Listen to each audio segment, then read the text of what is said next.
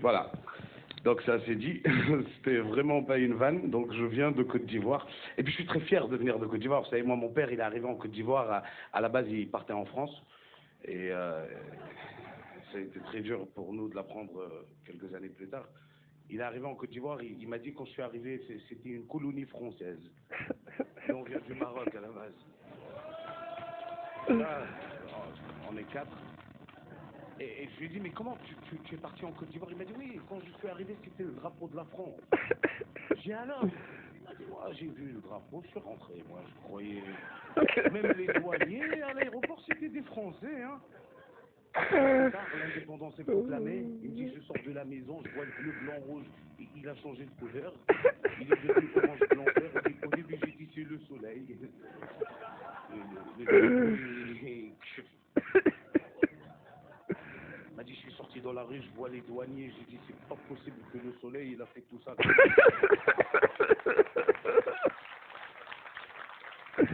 Mon père m'a dit qu'on lui a proposé en 1960 la nationalité française et la nationalité ivoirienne. Il a choisi la nationalité ivoirienne. J'ai demandé à ma mère pourquoi il a fait ça.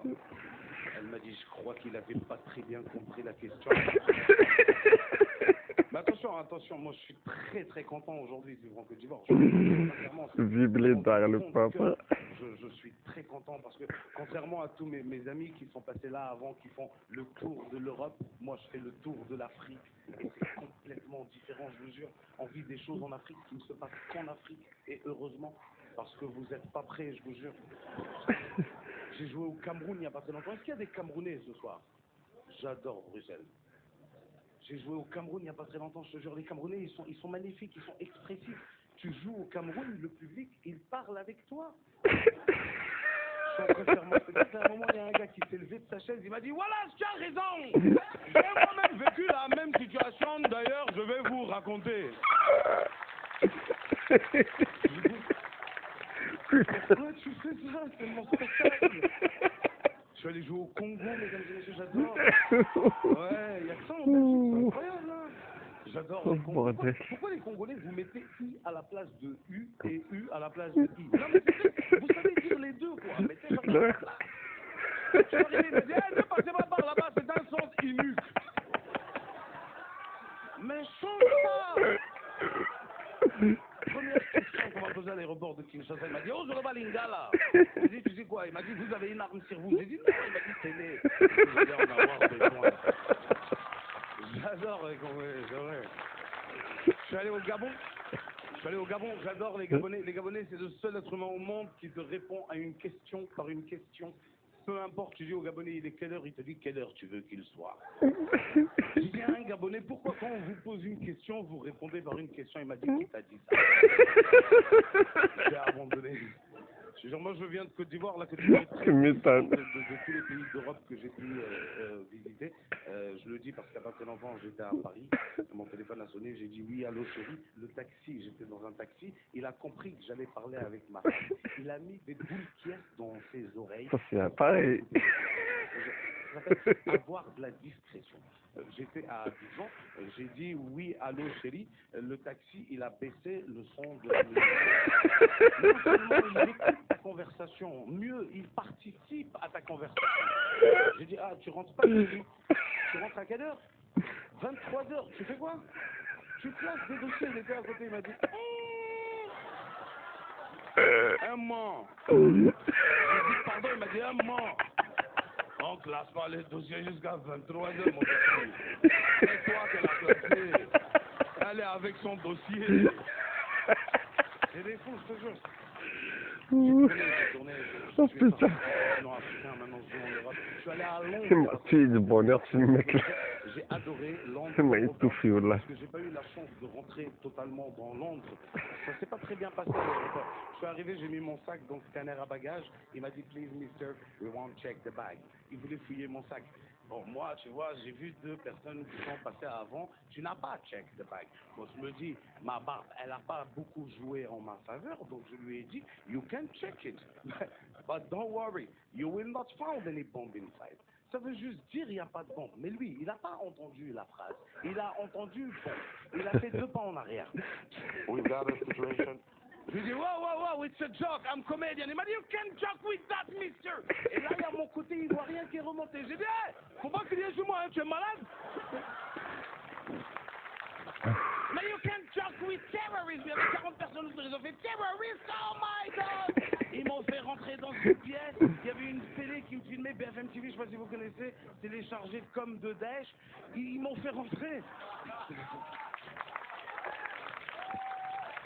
Il m'a fait rentrer dans une pièce et là il m'a dit why. Et je lui ai dit ouais.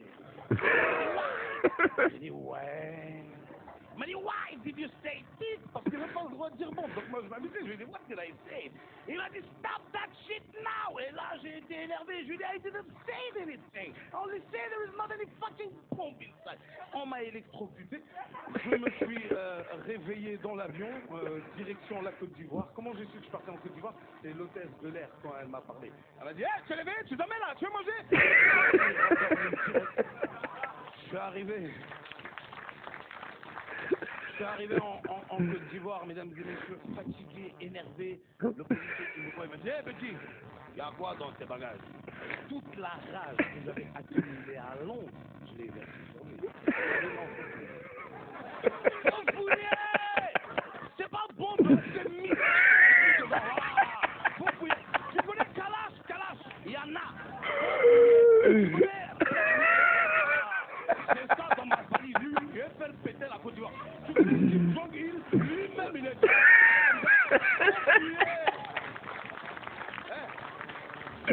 Bordel de merde. Et il m'a fait... Trompette. Suivant. On n'a pas peur, nous. Nous, quand la grippe aviaire elle est arrivée en Côte d'Ivoire, c'est là qu'on a mangé poulet. On dit, il y a quoi dans le grippe aviaire? Ils veulent pas qu'on mange poulet. Nous, on veut voir clair. Quand on nous a dit, faites attention, il y a la vache folle. Pourquoi nous demandons à la vache folle? On dit, mais moi, je sais d'où ça vient, cette peur qu'ils ont de l'islam. Je sais d'où ça vient. Moi, je suis musulman. Je sais que des fois, nous, on fait peur. Les gens ne savent pas que même nous, les musulmans, des fois, on a peur de certains musulmans, ils ne savent pas. C'est clair. Va à l'église le dimanche et écoute le prêtre parler. Tu ne l'entends pas. Tout ce que tu entends, c'est...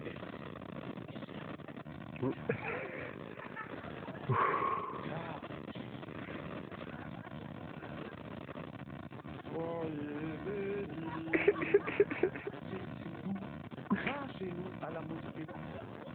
On fait peur, surtout là où je viens. Moi j'étais à la mosquée au Mali et j'ai eu peur. Et il nous a dit le imam, et je vous tiens, je vous déteste. Il a mis du sel sur ses cheveux. Il a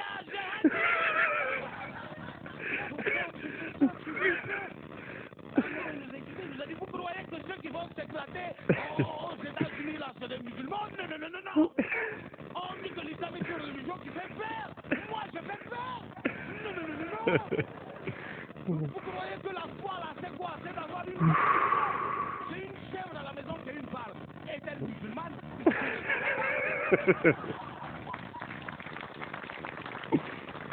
Vous croyez que la foi, c'est d'avoir un foulard? Elvis Presley, là, il mettait un foulard sur sa tête, mais il n'est pas musulman.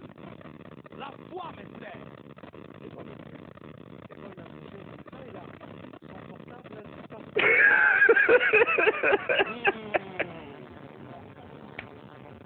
mes sœurs. Et dans le cœur. Mes frères, mes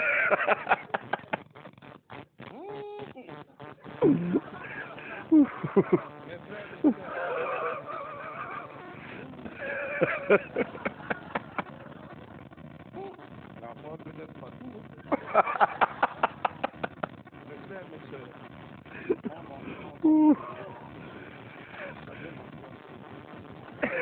Mourad, fermez-moi les portes de la mosquée là. Là, qui a soulevé ma voix, Wallah, là, il va se poser. Merci, Tarmac. Putain. Il faut rester partout, hein.